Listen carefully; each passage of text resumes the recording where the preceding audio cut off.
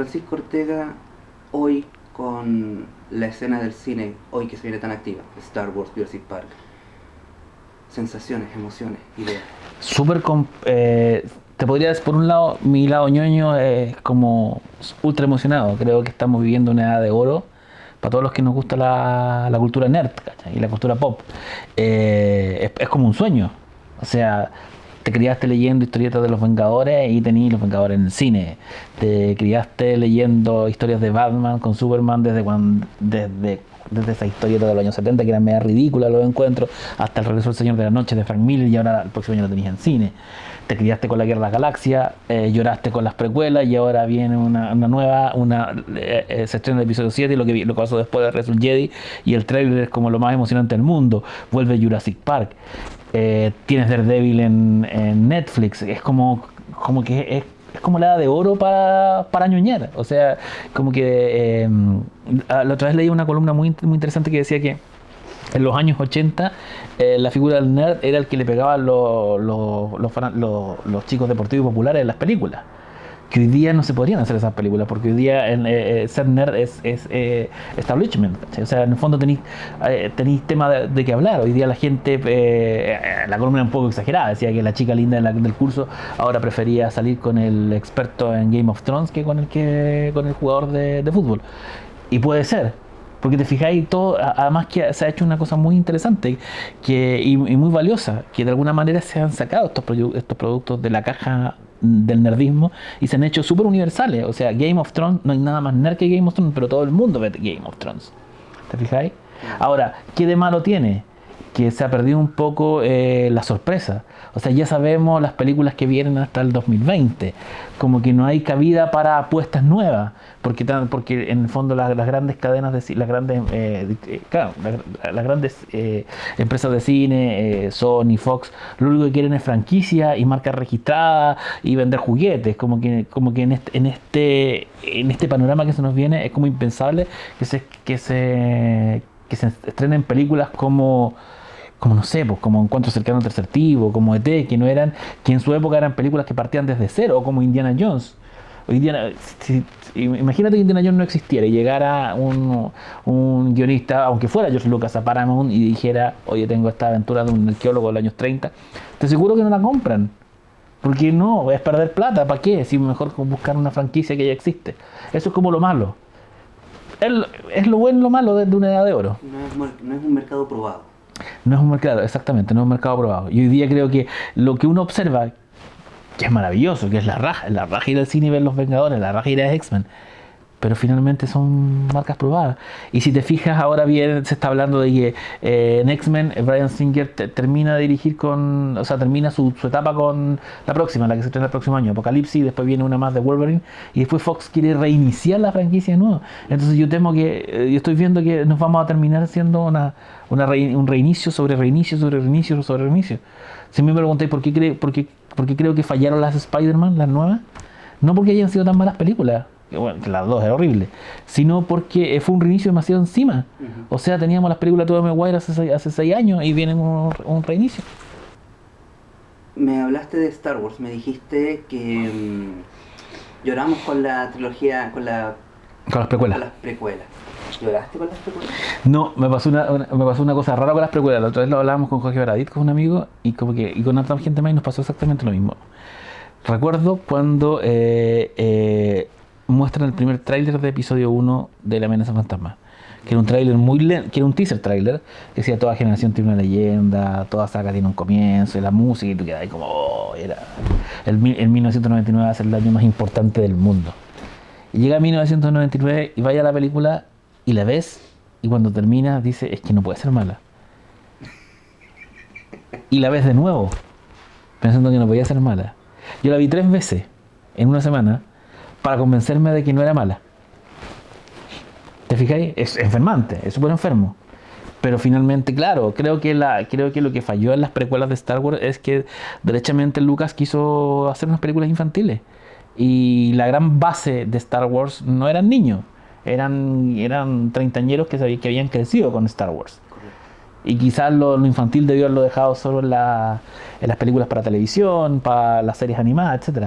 Pero no en no en el fandom duro. Creo que se le pasó la mano. Y también de alguna manera nos hizo recordar que las películas originales de Guerra de las Galaxias también partieron como películas de niños.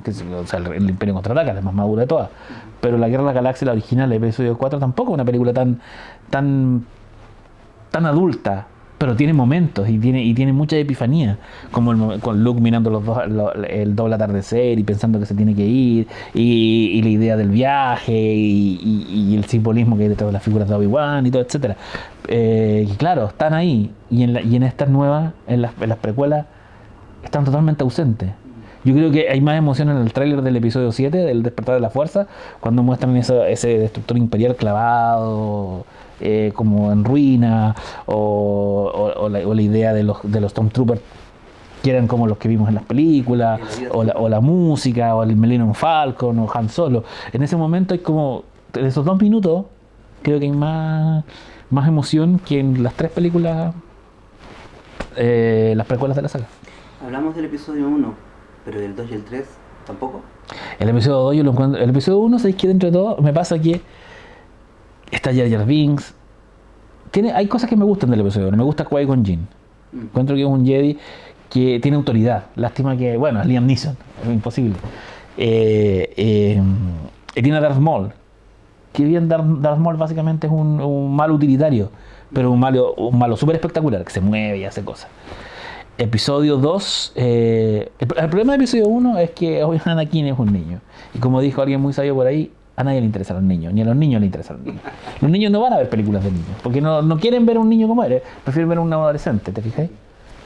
Y el episodio 2, creo que el casting es muy malo.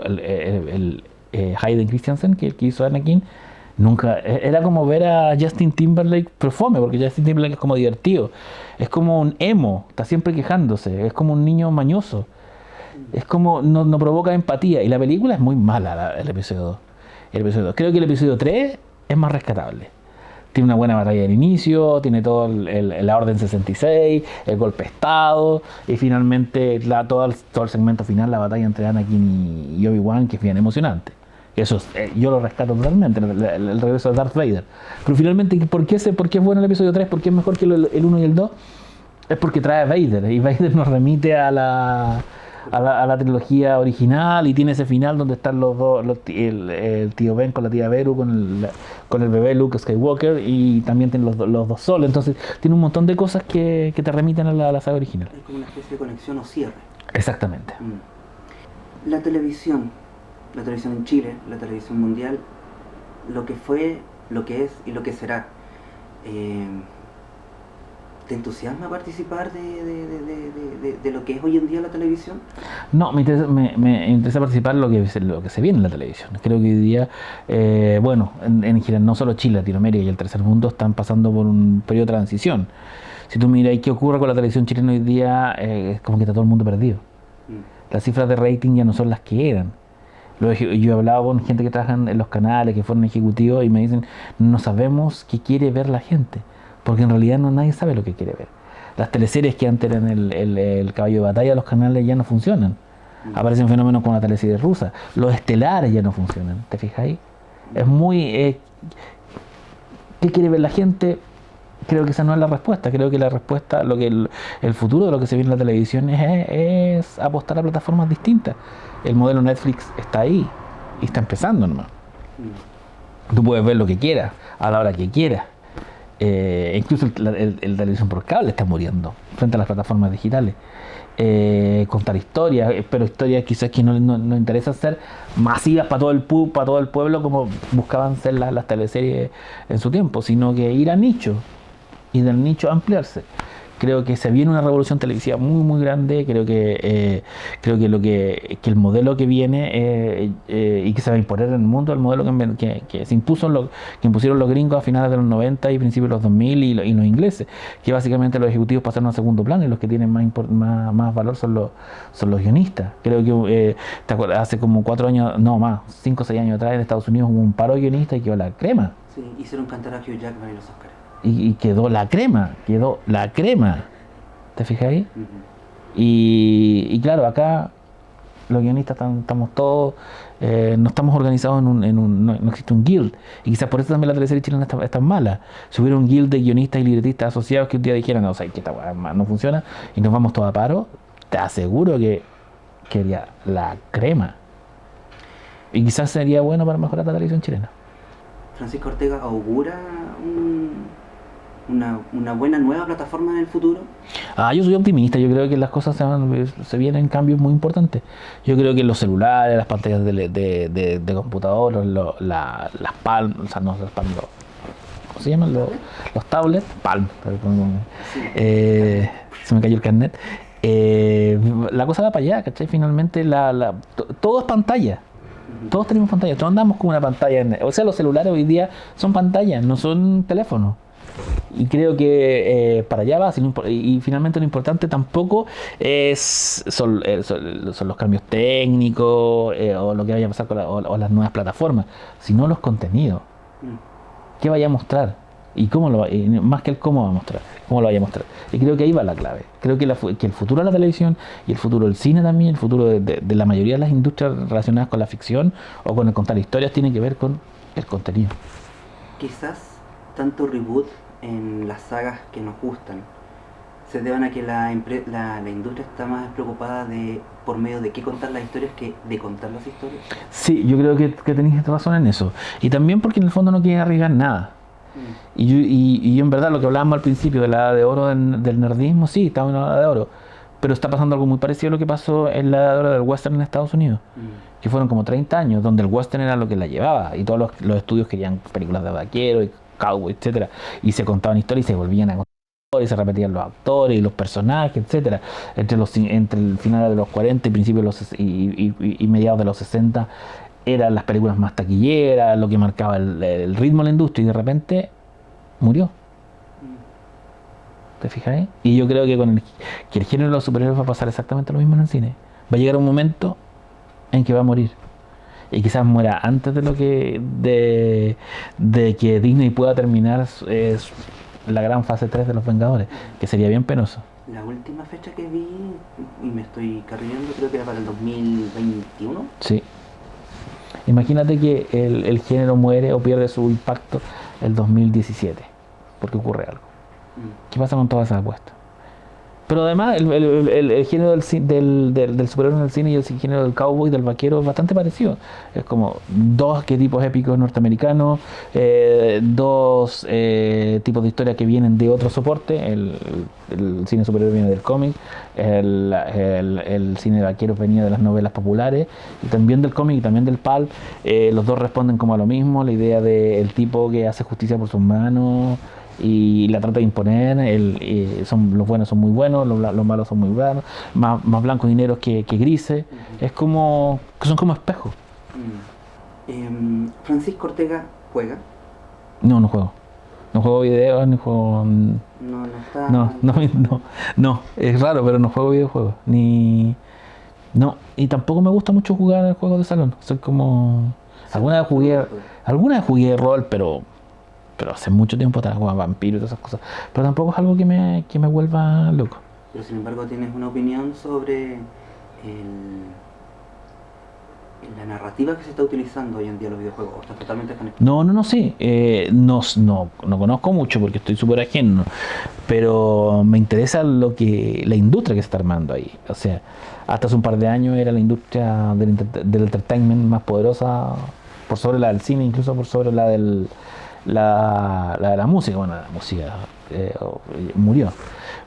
No sé si se mantendrá hoy día más poderosa que el cine. Creo que de alguna manera todo lo que gracias a la revolución Marvel en los estudios y toda la era de la franquicia, el cine volvió a levantarse sobre el videojuego. Pero el videojuego tiene un soporte que es muy atractivo y que de alguna manera es un cruce entre cine, televisión e incluso literatura, porque en el fondo son historias seriadas que tú las vas siguiendo. Es básicamente crea tu propia aventura, esos libros populares que salían en los 70, donde uno iba armando su propia aventura. Y en ese sentido creo que es un desafío argumental súper importante, y creo que ahí hay harto que ver. Lo desconozco, porque para mí es un territorio desconocido, pero me interesa lo que pasa por ahí, lo observo. La industria de la música murió. No, la industria de la música murió. La industria, lo que murió es la industria de la música como era antes, con esos sellos todopoderosos que mantenían las industrias, etcétera. Creo que el MP3 la erupción del MP3 debe ser el evento de la música popular más importante en la historia de la música popular. Más allá del thriller de Michael Jackson o La Oscura Luna o Sgt. Pepper. Creo que la aparición del MP3 cambió todo lo que entendíamos y la industria del cine, de la música, no estaba preparada para eso. Se murieron los grandes sellos, se murió el acto de escuchar discos completos. La gente volvió al single, a escuchar la canción, a bajar la canción que querían escuchar, no le importaba el resto del disco. Cambiaron los formatos. Y la industria de la música tuvo que mutar y adaptarse a estos nuevos tiempos. ¿De qué manera? Importan más las giras que los discos hoy día. Y curiosamente, todo eso rebotó en un fenómeno que yo creo que nadie se esperaba, que es el regreso a los formatos antiguos, al vinilo, al cassette, el regreso a las tornamesas, ¿te fijas? Yo creo que nadie esperaba que volvieran los discos vinilos, excepto algunos coleccionistas. ¿Y alguna idea de para dónde va esto? La industria de la música creo que va a estar en el estado en que está hoy día durante harto rato. O sea, básicamente en el lugar de los sellos están los agentes de los artistas preocupándose de realizar conciertos en todas partes. Y esa es la razón por la que ahora viene todo el mundo. Porque en rigor las bandas la manera que tienen de juntar lucas es girando, no es por las ventas de sus discos. Te fijas que antes venía gente al principio de los 90, al principio de los 2000, pero no al nivel de que vienen hoy día, que prácticamente todas las semanas hay un concierto de un artista o una banda importante. Se volvió, en algún momento era como el formato, y después las empresas empezaron a transar con los vinilos. ¿Se volvió un poco al origen? Yo creo que no, el vinilo nunca murió. Siempre estuvo ahí, estuvieron los coleccionistas, todo. Creo que empezó como una especie de pequeño... quizás las mismas bandas lo empezaron a alimentar. Al empezar a decir, ya no estamos viendo los discos, hagamos humorada. Empezamos a sacar nuestra discografía en vinilo. Y claro, el vinilo es un objeto re bonito y la gente a nosotros somos coleccionistas, la gente nos gusta el objeto y el vinilo es un objeto bonito. Y eso empezó a como alimentar este inesperado regreso, que obviamente la industria reaccionó de la peor forma posible, subiendo los precios, etcétera. Bueno, o sea, y no solo la industria, también los mismos lugares donde vendían vinilo. O sea, yo compro vinilo y yo me acuerdo 5 o 6 años en el Persa tú encontrabas un vinilo por 5 lucas, un vinilo de qué sé yo, de los Beatles. Y hoy día el mismo vinilo está sobre 15 lucas. Porque se hizo masivo. Bueno, las tiendas también son parte de la industria. Sí, sí. Y bueno, nos dimos vuelta por el cine, pasamos a la televisión, nos dimos una vuelta por los videojuegos, pasamos por la música y ahora vamos a la literatura. Uh-huh. ¿Cómo está la literatura chilena, latinoamericana y mundial? En ese orden, en relación a lo pop. Yo encuentro que la literatura chilena está abriéndose lentamente. Se demoró harto, porque había una especie de desprecio hacia las manifestaciones más populares, como una novela comercial o la novela gráfica. Había una suerte de reticencia crítica, incluso. Y también de los mismos autores, cuando regresa la literatura chilena, después de la dictadura, después de todo lo que fue el apagón cultural, regresa una literatura muy intimista, muy del yo, muy de mirarse hacia adentro. Y en el sentido muy fome, porque se convirtió súper reiterativa. Finalmente todas las novelas del boom chileno de los 90 y del 2000, que en su principio fueron súper originales, terminaron contando la misma historia.